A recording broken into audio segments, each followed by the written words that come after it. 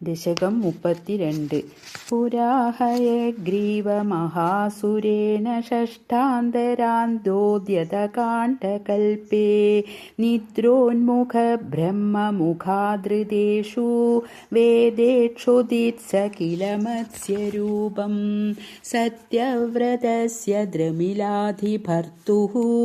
നദീജലേ തർപ്പയതസ്തദാനിം कराञ्जलौ सञ्ज्वलिताकृतिस्त्वम् अदृश्यथा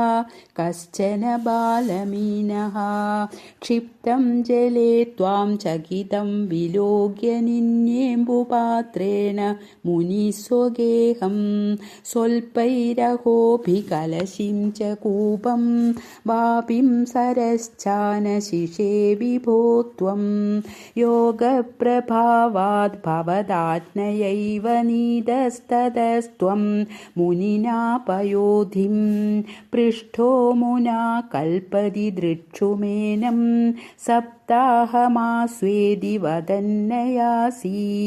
प्राप्ते त्वदुक्ते हनिवारिधारा परिप्लुते भूमितले मुनीन्द्रः सप्तर्षिभिः सार्धमपारवारिणि उद्घूर्णमानशरणं ययौ त्वां धरां त्वदादेशकरीमवाप्तां नौरूपिणीमारुरुहुस्तदा ते तत्कम्बकम्प्रेषु च तेषु भूयः त्वमम्बुधेराविरभूर्महीयान् झषाकृतिं योजनलक्षदीर्घां दधानमुच्चैस्तरतेजसं त्वां निरीक्ष्य तुष्टा मुनयस्तुदुक्त्या त्वत्तुङ्गशृङ्गे तरणिं बबन्धुः आकृष्टनौको मुनिमण्डलाय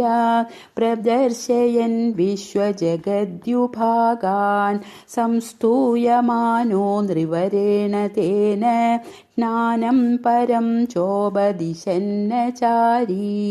कल्पावधौ सप्तमुनीन् पुरोवत् प्रस्थाप्य सत्यव्रतभूमिपं तं वैवस्वताख्यं मनुमादधानः क्रोधाधयग्रीवमभिद्रुतो भू सुतुङ्गशृङ्गक्षतवक्षसं तं निपात्य दैत्यं निगमान् गृहीत्वा विरिञ्जये प्रीतहृदे ददानः प्रभञ्जनागारपदे प्रपायाः सर्वत्र गोविन्दनामसङ्कीर्तनं गोविन्द गोविन्द।